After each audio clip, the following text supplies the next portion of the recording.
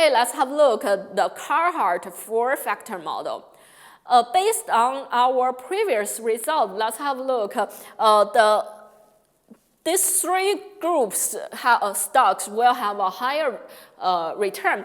Both these two, we use both these two in Pharma-French three-factor models. If we include this momentum effect in the model, we will have our Carhart four-factor model. So in our Carhart four-factor model here, we include this momentum effect.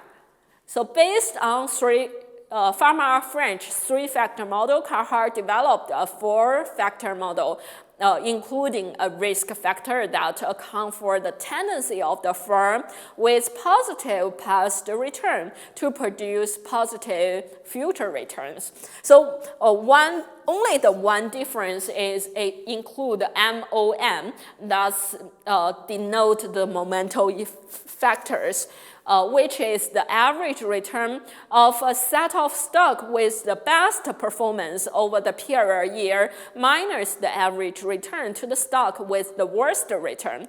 So you have the group for the stocks, you separate them, and one group is they have a best performance in the previous years, and the other group, they have the worst return for the previous year. So you use the best return minus the worst return. You get this factor here. So that's the Carhart four-factor models. And next, we will introduce the risk factors. So in the market, we can separate the risk factor in three different categories. One is we call the market risk. We know that the market risk, the systematic risk, we can measure using beta. And the second group we call the sector risk. The sector risk is based on the different industrial sector. We can separate based on like medicine and food or other part. So this is the sector risk. And the last risk is the stale risk. That's the important risk we include in the multi-factor model or using in the mutual fund strategy. So this stale risk has introduced by here the MSCI Barra models. So this Barra model has widely used recently for the mutual fund companies. They use this model to analyze their return from each different style. So it separates the style from the following parts. So let's have a look. The first one is the volatility. For the volatility, we include the beta or the residual volatility. For beta, we measure the systematic risk. But for the residual volatility, you know the volatility is our standard deviation. So that's measure our epsilon I. It's from our regression results, the epsilon I. That's the measure our unsystematic risk, or we can call firm-specific risk. So that's the volatility. The second one is momentum. As we mentioned before, we can consider the momentum, industry momentum, or seasonality, or short-term reversal. And the next factor, stale factor, is the size.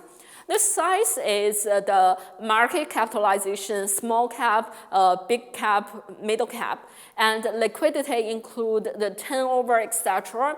And growth include the sales growth, earning growth, and value is our BP ratio and earning yield long-term reversal. And the sentiment I want to mention, that's the new part. The sentiment, we include analyst sentiment, news sentiments, market sentiment. And especially with the development of our big data, there are lots of strategy we can use to analyze the sentiment. Especially, we have using the textual data. The textual data analysis, we're using the pattern to get the information from the stock BBS. And based on the information from the stock BBS or the Baidu searching or the Google searching, we have lots of textual data. And using Python, we can analyze this textual data to get our investor sentiment, media sentiment, etc. And using this to analyze whether these sentiments can affect our stock return. So there are lots of studies to doing that recently. So if you are interested in, you can contact with me, and I can share you some empirical study to do that. So there is lots of mutual funds that use this strategy, the sentiment analyst, to anticipate the return. So we have the big data index in China. So that's the in reality, how can we implement that? And the next one is the yield. We consider the dividend yield. From the previous empirical study, we find that the companies that give the regular and the high yield, they will definitely have a higher return. And the quality is include the leverage, profitability, earning variability, earning quality, etc. And the last one is we include some macroeconomic data, foreign sensitive, currency sensitive, interest rate, etc. So if you are interested, you can learn the Barra model by yourselves. Okay. Let's have a look. I summarize the multi-factor model, the structure for the multi-factor model. And the top one, I didn't show it on my graph, should be the Markowitz portfolio theory. And then we go to the capital assets pricing model, CAPM. The next one is our arbitrage pricing model, multi-factor model. And then we have different categories of multi-factor model, include 3-factor models. We include value and size factor. And Carhart 4-factor model, we also include momentum effect.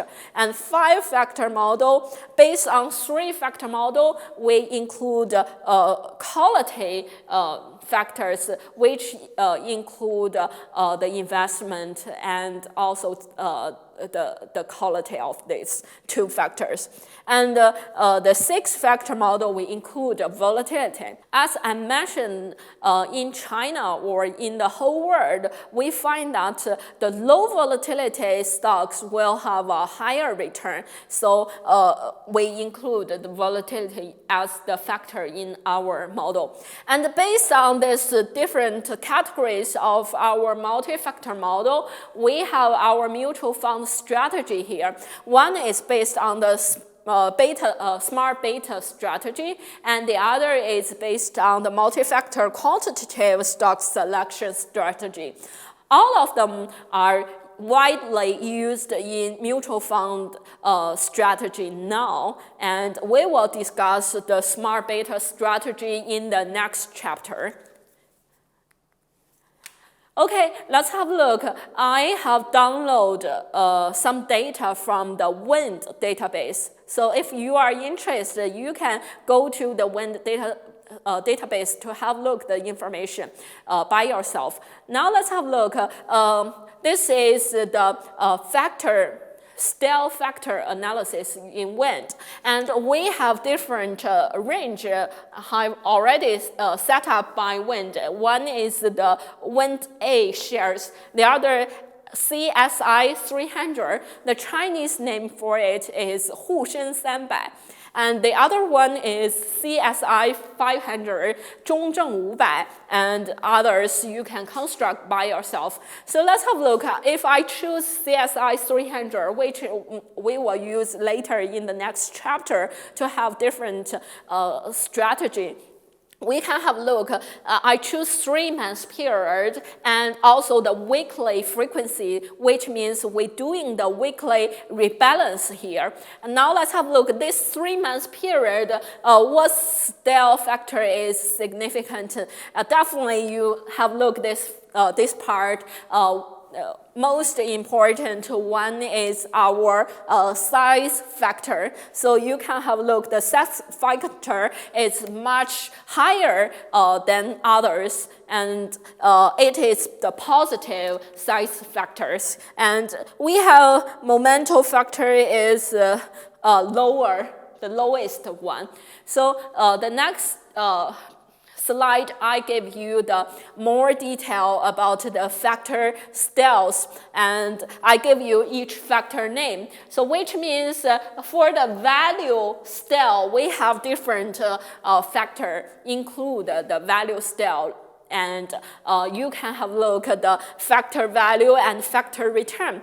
This factor return, Q1 minus Q5, means that based on this factor, and we can separate 5 different groups. And we use the top one minus the lowest one. We can have a look at what's the difference between these 2 groups, the total return here. And then you can use all this data in your empirical study. So that's one of the useful things for Wind database. You can directly download all the information from the database. Okay, that's all for 6.3. So finally, I will summarize the whole chapter. For this chapter, multi-factor model, we only introduce 3 different ideas. One is APT model, and we include assumption, the model, and compare APT with CAPAN, and also we introduce the arbitrage opportunity to help you to know what's the APT model and how can we find the arbitrage opportunity. And the second one, we introduced the multi-factor model, and for this multi-factor model, we have the microeconomic factor model, fundamental factor model, and compare the difference, and also compare the multi-factor model with the APT model. And the last part for today's class, we introduced the application of the multi-factor model, include the Farmer-French 3-factor model, Carhart 4-factor model, and the MSCI Barra model, which consider the style factors. And in the following study, the next chapter, we will introduce how can we, using this multi-factor model to doing our strategy and using this strategy for the mutual fund. Okay, thank you for your listening, and hope you enjoy this chapter.